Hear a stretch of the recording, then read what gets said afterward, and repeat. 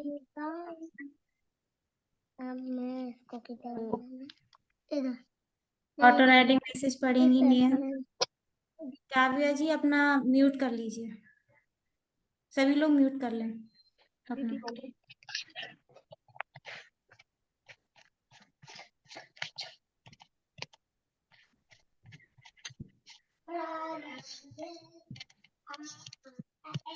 ये कुछ नहीं बोल पर एक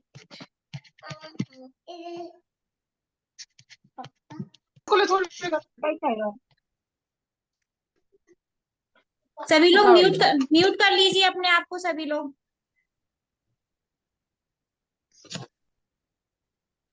म्यूट कीजिए सभी लोग।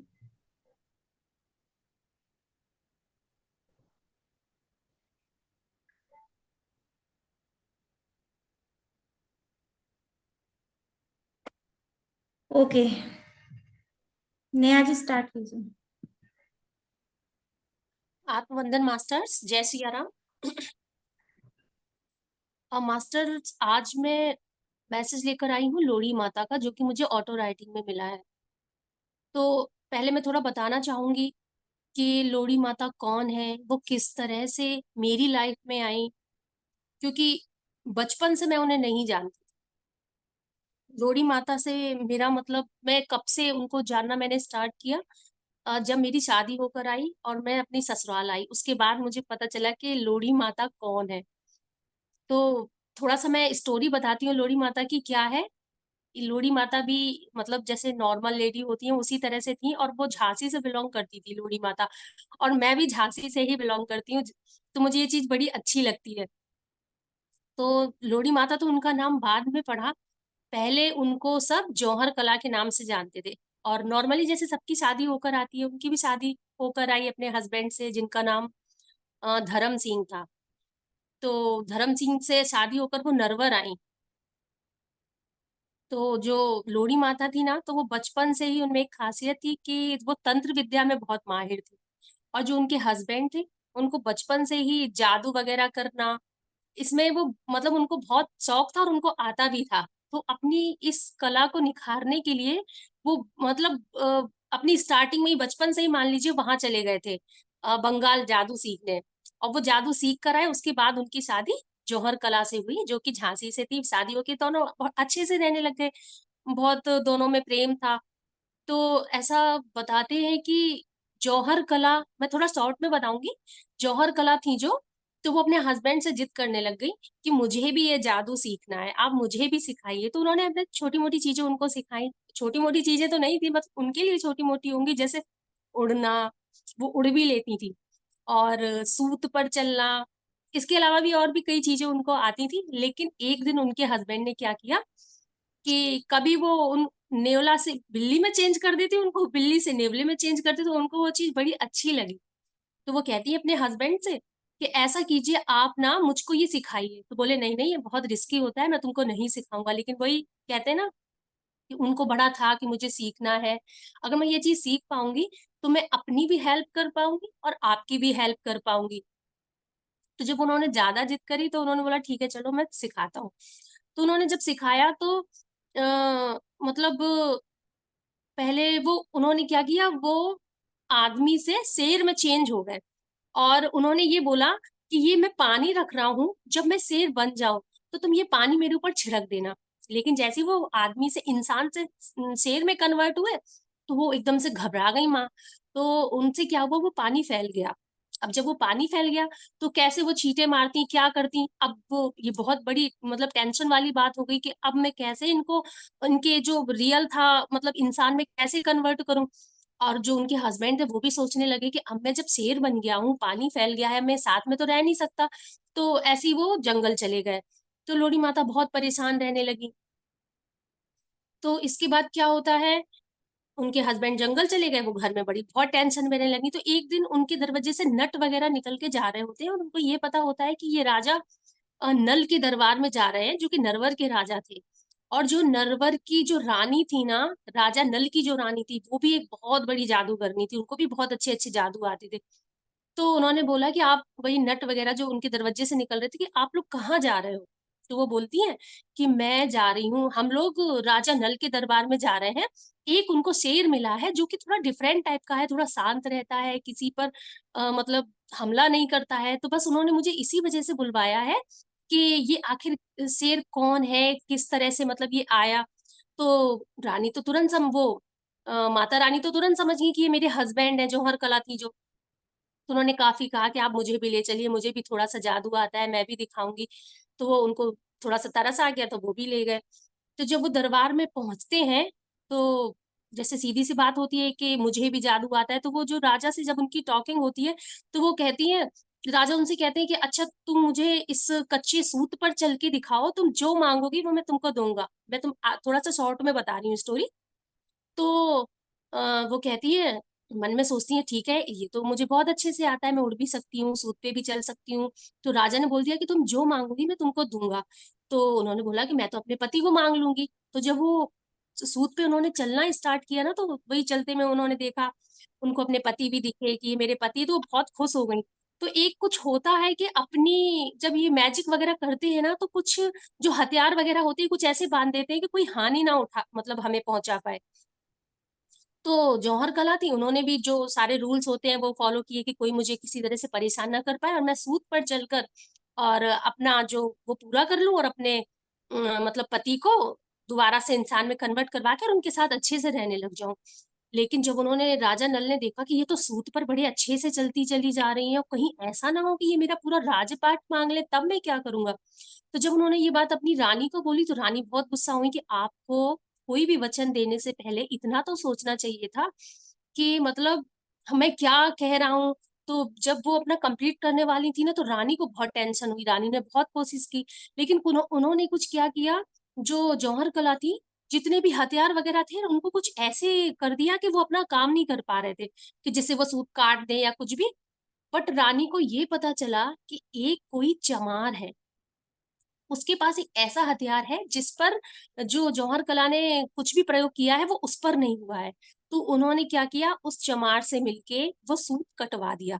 और उस टाइम पे रानी प्रेग्नेंट, वो जौहर कला प्रेग्नेंट भी थी। लेकिन जैसे ही कटवाया ना, वैसे ही जौहर कला नीचे गिरी और मतलब नीचे गिरते ही उनके हस्बैंड ने देखा कि ये तो मेरी मतलब उसके जौहर कला के साथ इन लोगों ने बहुत बड़ा धोखा किया। तो जौहर कला एकदम क्रोध में आ गई और उन्होंने राजा से बोला कि तुमने मेरे साथ धोखा किया है, अब ये तुम्हारा राजपाट पूरी तरह से नष्ट हो जाएगा। तो जो राजा थे, तो वो उन्होंने अपना बताया कि मैं तो ऐसे डर गया था। तो वो बोली मुझे कुछ नहीं चाहिए था, ये जो शेर हैं वो मेरे पति हैं, बस मुझे ये चाहिए थे। तो जब राजा बहुत गिड़गिड़ाने लगे तो वो माँ को, वही जौहर कला है ना, उनको तरस आ गया। तो वो बोली ठीक है, तुम मेरा मंदिर बनवाओ और यहाँ मेरी पूजा होगी और मतलब तो मैं तुम्हें माफ कर देती हूँ, ऐसे करके कुछ भी। तो ये उनकी स्टोरी है और इस तरह से उनका मंदिर बना, जो कि नरवर में है, ग्वालियर से 60 या 70 किलोमीटर की दूरी पर पड़ता होगा। तो फ्रेंड्स ये थी माता लोड़ी की स्टोरी। और जब वो मंदिर बना तो वो लोड़ी माता के नाम से वहां पर फेमस हो गई। तो अब मेरी लाइफ में लोड़ी माता कैसे आई, ये भी बहुत बड़ी बात है कि कैसे मुझे लगा कि जो अब लोड़ी माता के नाम पर बहुत सारी भ्रांतियां फैली हुई हैं, इतनी सारी भ्रांतियां फैली हुई हैं और मैं भी उसका शिकार हो गई। तो जब मेरी शादी होके आई तो बहुत उसके बाद मेरी लाइफ में मतलब या तो ये कह लीजिए कि स्पिरिचुअल अवेकनिंग स्टार्ट हो गई थी। तो जब स्पिरिचुअल अवेकनिंग स्टार्ट होती है तो आपके जो बैड कर्मास होते हैं वो रिलीज होते हैं। तो मुझे ऐसा कुछ पता नहीं था कि मेरे साथ क्या चल रहा है, बस यही था कि माँ की पूजा अच्छे से नहीं करी, अब माँ नाराज हो गई है। तो यहाँ की जो लोकल लैंग्वेज है ना, उसमें जैसे लोगों से सुनते कि थोड़ा लैंग्वेज आप लोगों को हो सकता है ना समझ में आए कि अब मैया की पूजा ढंग से नहीं करी सो मैया पेर रही, इस तरह से ये भाषा। तो मैं सोचती कि कैसे पूजा करते हैं, क्या पूजा करते हैं। तो मैं बहुत ज्यादा परेशान थी, इतनी परेशान थी कि उठते बैठते सोते जागते बस मुझे यही था कि लोड़ी माता मुझसे नाराज चल रही है, इस वजह से मैं परेशान चल रही हूँ। और लोड़ी माता के नाम पे लोगों ने मतलब कि जो प्रसाद उनका खा लेगा अब उसको पूजा देनी ही पड़ेगी। ऐसे करके लोगों के मन में कई तरह के सवाल उठ रहे होंगे, उठते हैं और मेरे मन में भी उठा करते थे कि क्या ये बात बिल्कुल सच है कि जो लोग लोड़ी माता का प्रसाद खा लेते हैं, उनको पूजा देनी पड़ती है?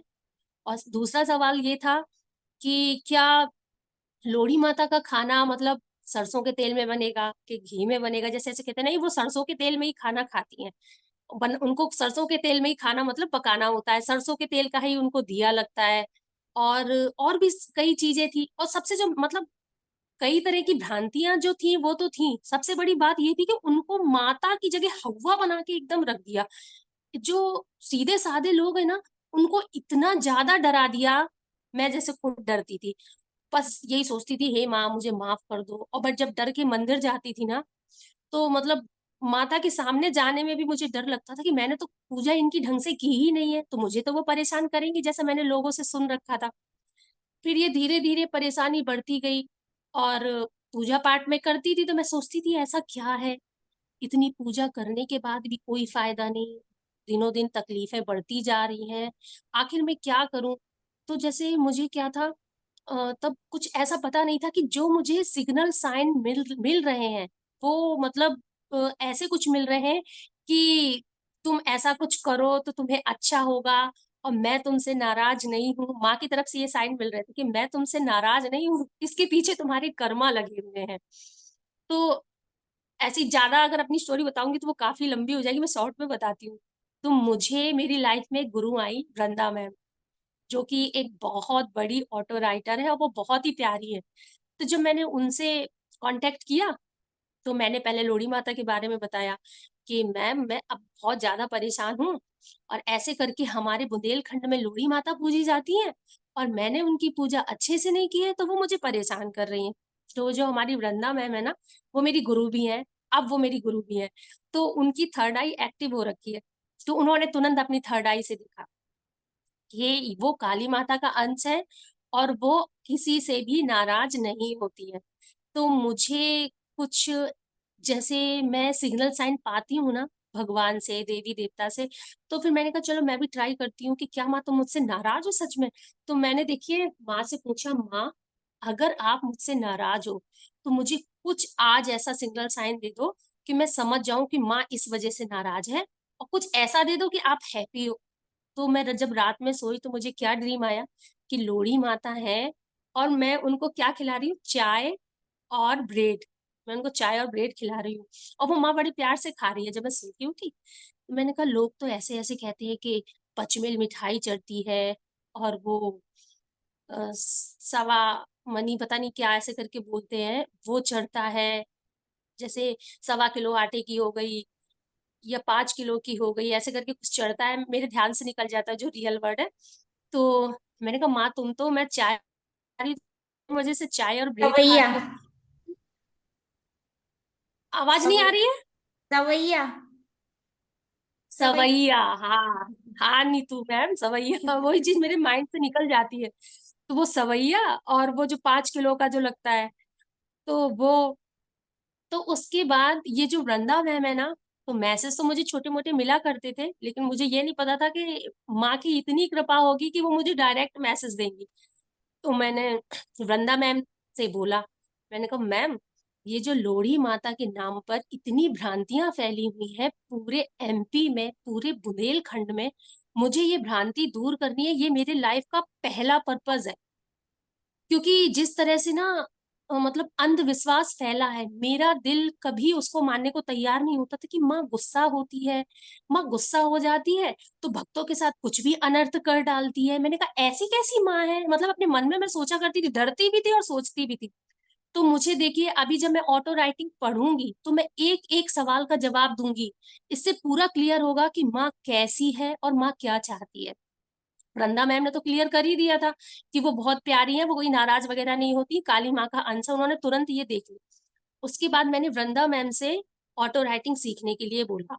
हालांकि अ, उन्होंने मुझे गाइड किया पूरी तरीके से, एक जो सेफ जोन होता है कि इस तरह से जाकर तुम इस तरह से करना, मैंने वो प्रैक्टिस अपनी स्टार्ट कर दी। तो जब मैंने वो प्रैक्टिस स्टार्ट की तो मुझे सबसे पहले ये था कि माँ मुझे आपके पूरे मैसेज चाहिए, जो जो भ्रांतियां फैली हुई हैं मुझे उन्हें दूर करना है, और मुझे मेरे खुद पर्सनल उसके पर्सनल मेरे जो हैं सवाल उसके मुझे आंसर चाहिए। तो देखिए अब मैं ऑटो राइटिंग स्टार्ट करती हूँ, जो जो माँ ने मुझे आंसर दिए। देखिए ये मैंने इसमें लिख के रखा हुआ है। तो लोहड़ी माँ जब मैं उनसे कनेक्ट हुई तो वो मुझे नाचती हुई दिखी। और जैसे कहते हैं ना कि वो सूत पे चलती है, गागर लेके चलती है, तो सेम वो ही था। वो सर पर गागर लिए थी, पूरे 5 गागर थे उनके सर पर। और जो उनका वेशभूषा थी जो उनकी, तो वो लहंगा पहने थी, मोटे मोटे चांदी के कड़े पहने हुए थे। बंजारे, जो बंजारों वाला लुक होता है ना, टोटली वो लुक था उनका। तो पहले वो माता काली के रूप में दिखी। अब देखिए ये बात दोबारा कंफर्म हुई जब मुझे वृंदा माँ ने बोला था कि पहले वो काली माता का अंश है। उन्होंने भी ये बात बोली थी कि वो मुझे काली माता का अंश दिख रही है और वो बहुत ही प्यारी। तो देखिए यहाँ पर भी यही चीज आई है, पहले वो माता काली के रूप में दिखी, फिर वो माँ दुर्गा के रूप में दिखी। तो अब देखिए, पहली जो भ्रांति है या अंधविश्वास है, कुछ भी कह लीजिए, कि लोहड़ी माता डिफरेंट है, तो पहली बात अंडरलाइन कर लीजिए जो जो लोग मेरी बातें सुन रहे हैं, क्योंकि मुझे पता है ये मैसेज उन लोगों तक पहुंचेगा जो लोहड़ी माता को मानते हैं, पूजते हैं, और जिन पर माँ की कृपा है, वो मैसेज उनके पास जरूर पहुंचेगा कि वो काली माता और दुर्गे माता का ही अंश है, उनका प्रसाद खाने में कोई दिक्कत नहीं है। और उनकी गोद में एक बच्चा है। तो देखिए मैंने माँ से कहा कि माँ, मैं आपसे कनेक्ट होना चाहती हूँ। तो वो कहती है हाँ बिल्कुल, मैं भी चाहती थी। देखिए मैंने माँ से बोला माँ मैं आपसे कनेक्ट होना चाहती हूँ, तो बोला हाँ, वो तो माँ बोलती है हाँ मैं भी तुमसे कनेक्ट होना चाहती थी। और देखिए माँ क्या कह रही है, हमारे मध्य प्रदेश में ऐसा ध्यानी नहीं हुआ जो ऑटो राइटिंग में मेरे संदेश ले सके। देखिए माँ बोल रही है कोई ऐसा ध्यान ही नहीं हुआ पूरे मध्य प्रदेश में जो ऑटो राइटिंग से मेरे संदेश ले सके। तो फ्रेंड्स, आप लोग सोच रहे होंगे ये ऑटो राइटिंग क्या होती है, इसके बारे में भी अच्छे से बताऊंगी, मैं बाद में बताऊंगी, नेक्स्ट सेशन में बताऊंगी। अब जो उनकी लैंग्वेज है ना वो बुंदेली है। हो सकता है कि आप लोगों को समझ में ना आए, लेकिन मुझे भी थोड़ा कम समझ में आती है। बेशक मैं बुंदेलखंडी हूँ, लेकिन मुझे बुंदेलखंडी कम आती है। तो देखिए वो क्या बोल रही हैं, मोए न पतो जे लोग दिन रात का करत। इसका मतलब मुझे नहीं पता कि ये लोग दिन रात क्या करते हैं। मोते मतलब मुझसे, औलाद तो मांगते हैं पर गुण नहीं मांगते। अब माँ अपनी लैंग्वेज में कह रही है मोए जो नहीं पता कि जे लोग का करत, मोते औलाद तो मांगत पर गुण नहीं मांगते। सुन तोए कछु बताऊं। तो माँ कह रही है सुनो तुम्हें कुछ बताती हूँ। मतलब मैंने कहा हाँ माँ बताइए। जे तै भाषा के नाम पर नफरत करत है, पापई ऐसो कछु नान है। अभी मुझे भी थोड़ा कम समझ में आता है, लेकिन मैं एक्सप्लेन करती हूँ अपने हिसाब से। वो कह रही है जे तै मतलब जैसे, तय का मतलब हम सबसे ही लगा लेते हैं, जैसे तू भाषा के नाम पर नफरत करती है, ऐसी कोई बात नहीं है।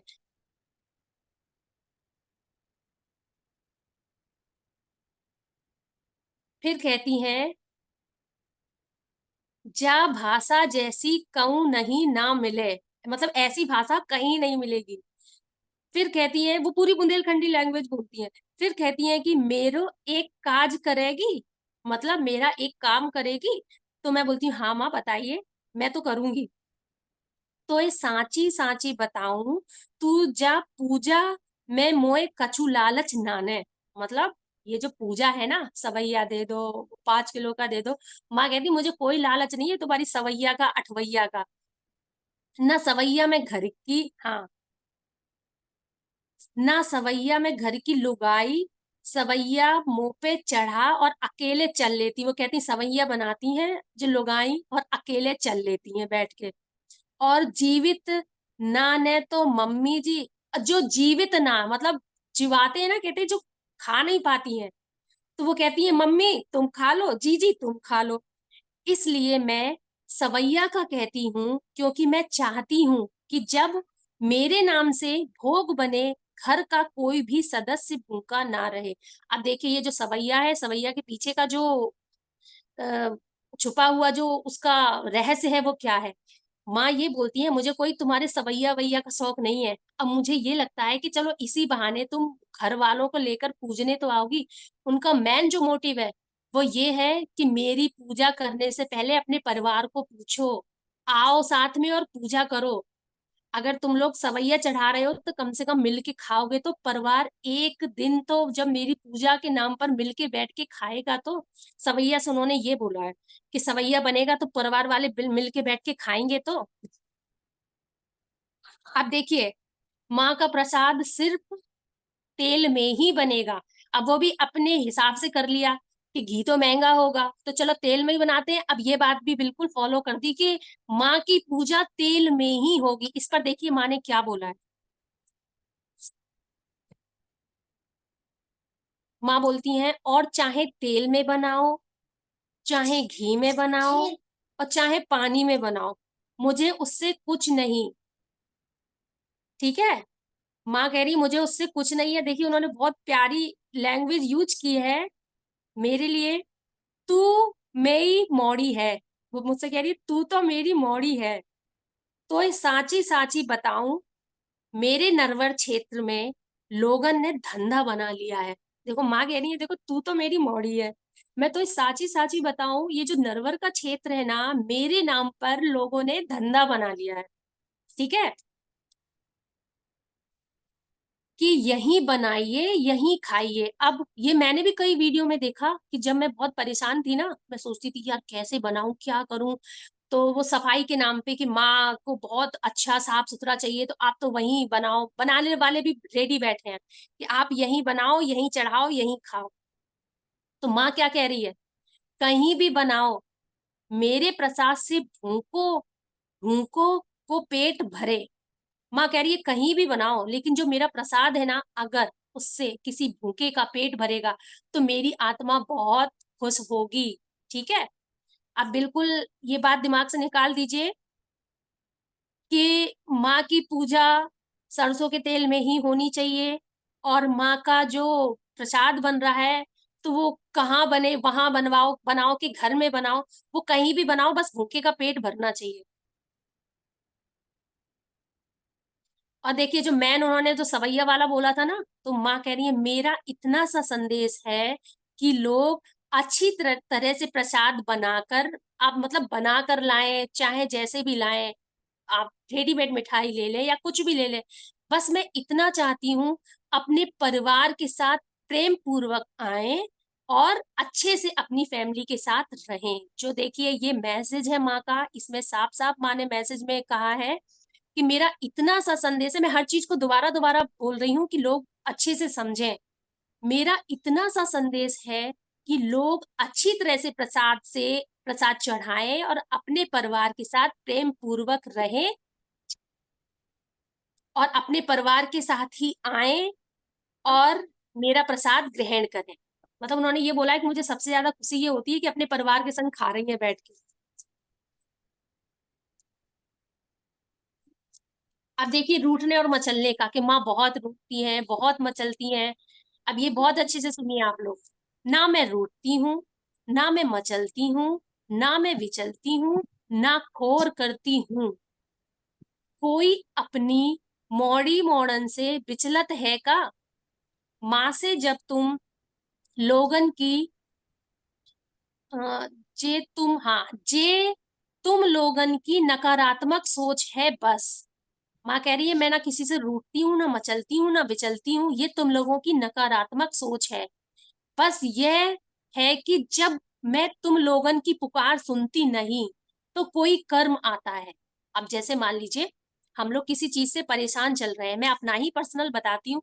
मैं तो लोहड़ी माता का डर तो भरा ही हुआ था और मेरे कर्म मुझे परेशान कर रहे थे, जो मैंने कभी भी किसी भी जन्म में किए हैं, इस जन्म में किए हैं। तो वो कर्म इतने डेंजरस थे ना कि माँ कुछ कर नहीं पा रही थी।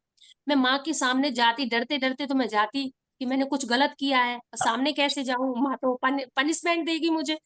तो माँ कह रही है जब मैं तुम लोगन की माँ कह रही है जब मैं तुम लोगों की पुकार नहीं सुनती हूँ तो इस पीछे तुम्हारा कोई बहुत बड़ा बुरा कर्म होता है। ठीक है, माँ परेशान नहीं कर रही है, माँ सुन इसलिए नहीं रही है वो कि बुरा कर्म आड़े आ रहा है और कर्मों में कोई भी हस्तक्षेप नहीं करता है। अब चाहे इसे मचलना कह लो, विचलना कह लो, खोर कह लो, जब तक सच्चे मन से ना पुकारोगे, माफी में नहीं आओगे। मतलब पानी और दे जब तक सच्चे मन से मतलब अपनी गलती का प्रायश्चित नहीं करोगे, इस बात को स्वीकार नहीं करोगे कि मैं जिस समस्या से भी ग्रसित हूँ, इसका जिम्मेदार मैं स्वयं हूँ, जब तक ये बात अपने मन में नहीं लाओगे तो माँ कुछ भी नहीं कर सकती।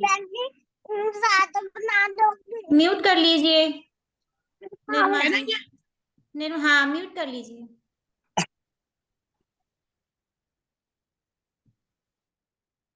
ठीक है, जब तक आपके बुरे कर्मा रहेंगे ना, वो कर्मा आपको भुगतने ही पड़ेंगे।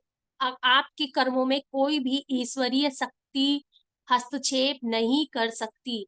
इतना सा है कि जब हम अपनी गलतियां मानते हैं, गिड़गिड़ाते हैं, माफी करते हैं, फिर तो वो भगवान है ना, वो सोचते हैं चलो जो 100% है ना उसका 20% कर देते हैं, ये मेरे साथ हुआ है, ये मेरा पर्सनल है।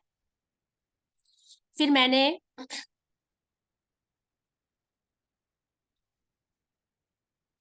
मैंने माँ से पूछा, ये अंडा शराब क्यों चढ़ता है?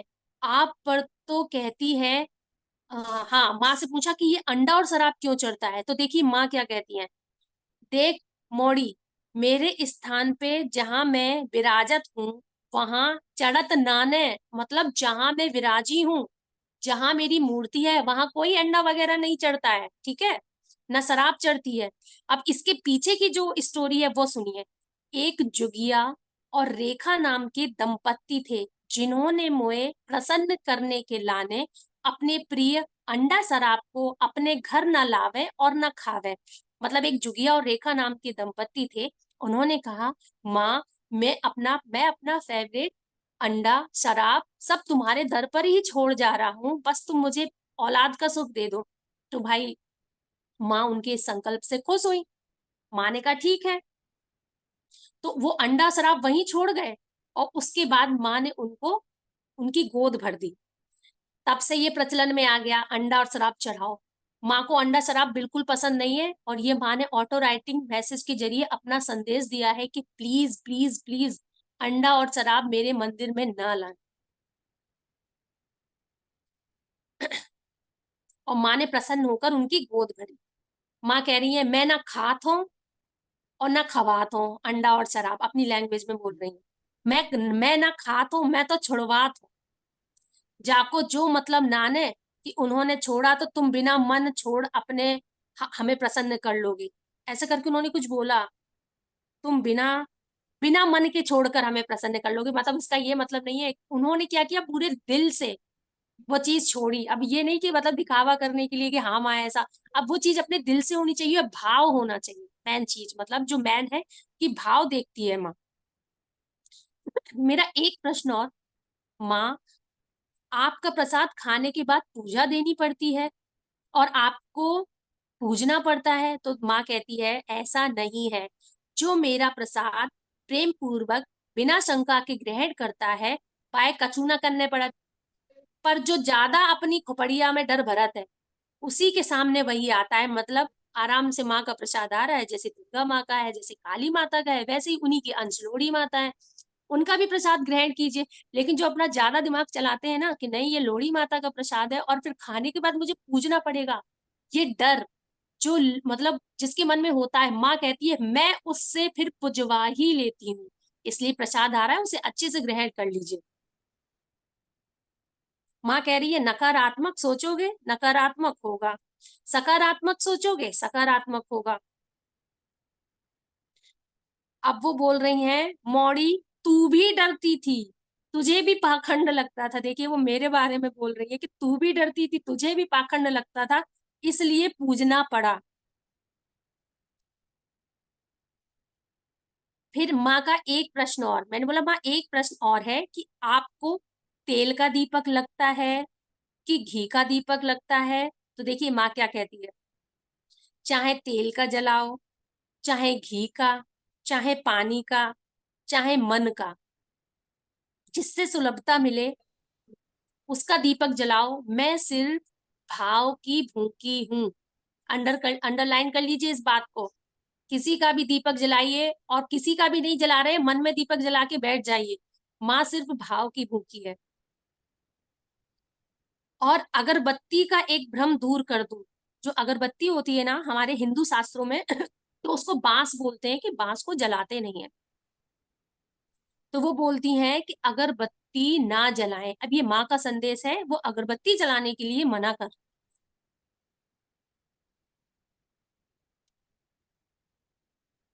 अब देखिए जल्दी जल्दी कर देती हूँ कवर, टाइम हो रहा है। अब पचमेल मिठाइयों का चक्कर, मैं कहती हूँ माँ ये पचमेल मिठाई का क्या चक्कर है। सो कह रही है, माँ ने क्या कहा, पूरी हलवा से पेट ना भरस तो वे मिठाइयों पे आ जाती। अपनी लैंग्वेज में कह रही है, जो लुगाइयां है ना, इनको पूरी पे बासे पेट नहीं भरो तो जो मिठाइयां पे आ गई कि मैया पे जई मिठाई चढ़ेगी पचमेल, वो मिठाइयां पर आ जाती। कुछ करो मन से करो, माँ कह रही है कुछ करो मन से करो और सीधो देत है। बाको का अर्थ है कि मेरे नाम से भंडारे में दे दो, चाहे घर में करो मंदिर में करो, मोए कछु लालच नाने। माँ कह रही है सीधा देते हो मंदिर में, आप वो कहीं भी दे दो मेरे नाम से, घर पे कर लो मंदिर में कर लो।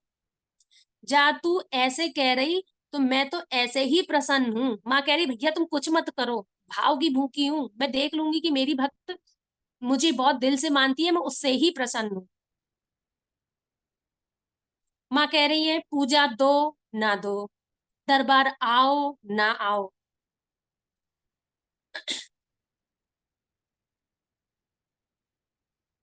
माँ कह रही है बस मैं भाव की भूखी हूँ, जैसे मर्जी हो बस वैसे मुझे मान। लास्ट में वो बहुत प्यारा मैसेज देती हैं, अंत में यही कहूंगी, अपने अपने पति देव में भगवान को देखो क्योंकि साक्षात भगवान का अंश है। अपने अपने पतियों की इज्जत करो। मैं बहुत, माँ कह रही है मैंने बहुत भुगता है, क्योंकि वो देखिए एक तरह से सेपरेशन में आ गई थी अपने पति के साथ। वो अपने पति को बहुत प्रेम करती थी, जिस तरह से वो बाघ बन गए शेर बन गए और वो जंगल चले गए, उन दोनों का सेपरेशन हो गया था। बोल रही है मैंने बहुत भुगता है अपनी जिद निभाकर, मैंने बहुत ही कष्ट झेले हैं। सच्चे मन से धीर धरोगी सब सुनूंगी, मेरा नाम से पाखंड बंद करो। ऐसी कोई भी विधि नहीं जिससे मैं प्रसन्न होऊंगी, मैं सिर्फ भाव की भूखी हूँ। ये जो मैं मटके को लेकर नृत्य करती हूँ, मेरी ये एक कला है। और उनमें से वो एक मटका मेरी थर्ड आई को देती है और कहती है ये लो एक मटका मैं तुमको देती हूँ, जिससे लोगों की भलाई करो। महादेव खुद तेरा बेड़ा पार कर रहे हैं, इस मटकों में एक मटका। मतलब वो कह रही हैं कि ऐसे ही मेरे संदेश आप अच्छे से पहुंचाते रहिए, अच्छे अच्छे काम करते रहिए और भाव से मुझे मानते रहिए। जाते टाइम वो कहती हैं जय सिया राम। नीतू, इतनी ही है ऑटो राइटिंग।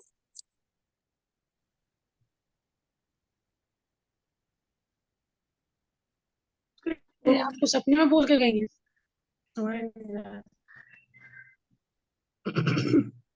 किसका, राखी जी का क्वेश्चन है? ये हाँ सपने में बोल। बोल के गई है कैसे क्या होता है? नहीं, ये ऑटो राइटिंग होती है राखी जी, इसके बारे में ऑटो राइटिंग के बारे में आपको, आप लोगों को किसी दिन अच्छे से पूरा सेशन होगा। ऑटो राइटिंग एक प्रोसेस होती है जिसे आप जिससे भी कनेक्ट होना चाहते हैं वो मास्टर आपसे ध्यान में कनेक्ट होते हैं और आपके जो भी क्वेश्चन होते हैं उनके आंसर देते हैं। इसके लिए ध्यान बढ़ाना पड़ता है और ये कला हर किसी को नहीं आती है, भगवान जिनको चुनते हैं उनको ही होती है और जिसकी थर्ड आई एक्टिव होती है। ये सपने का एक्सपीरियंस नहीं है, ध्यान का है। मतलब जैसे मैं अभी बैठी हूँ, जिसकी थर्ड आई एक्टिव होती, जरूरी नहीं है वो ध्यान में बैठकर एक्सपीरियंस ले, मैं ऐसे ही ले सकती हूँ अगर मेरी थर्ड आई एक्टिव है तो।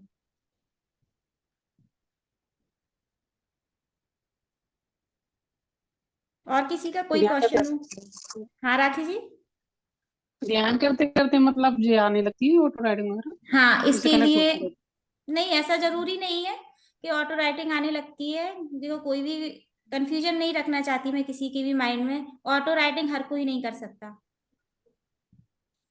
है ना? पूजा तो करेंगे जुड़ेंगे हो सकती है ना ऑटो राइटिंग की। नहीं, वो ऑटो सच्चे मन राइटिंग से नहीं, भगवान ऑटो, से जुड़ो, फिर वो बातें करते हैं, अगर कनेक्ट हो आपको जाते हैं भगवान, उसी तो बोलते अ- अगर आपकी थर्ड आई एक्टिव होती है, अगर आपको ऑटो राइटिंग के लिए भगवान चुनते हैं, तो आप भी कर सकती हो। हैं। हाँ, वो सच्चे मन से सुनो, अच्छे काम करो, कैसे जुड़ जाते होंगे सब फिर। हाँ। मतलब एक लव की वाइब्रेशन में रहना पड़ता है। और किसी का कोई क्वेश्चन हो तो प्लीज पूछ लीजिए, नहीं तो कंक्लूड करते हैं।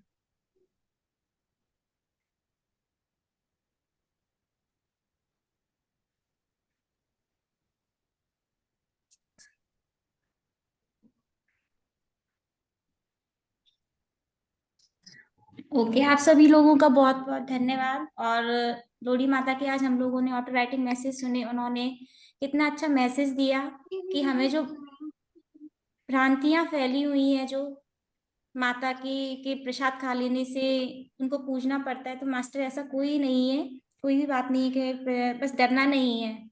जैसे हमारे लोग दुर्गे माता